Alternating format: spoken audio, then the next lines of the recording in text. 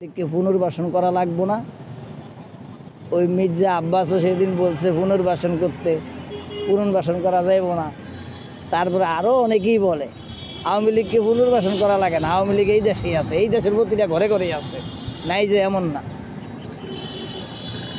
প্রত্যেক ঘরে ঘরে আওয়ামী লীগ আছে, প্রত্যেক ঘরে ঘরে আওয়ামী লীগের ভোটার আছে, প্রত্যেক ঘরে ঘরে বিএনপি আছে, এটা থাকবেই। যে চলে যাও সে চলে গেছে, কিন্তু আওয়ামী লীগ ঠিকই এই দেশে আছে।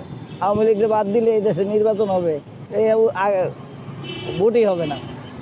মানে ভোট কেন্দ্রে যাবো না, ভোট দিব না, তখনই তারা বুঝতে পারবো যে ভোটার এই দেশে আওয়ামী লীগের আছে না নাই।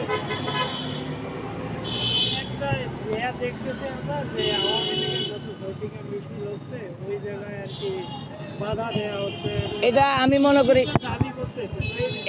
করি ঠিক না। আমি কিছুদিন আগে যে আপনার মিডিয়ায় দেখলাম যে আমাদের আইন উপদেষ্টা যে কথাটা বলছে, উনি একটা দায়িত্বহীন কথা বলছে।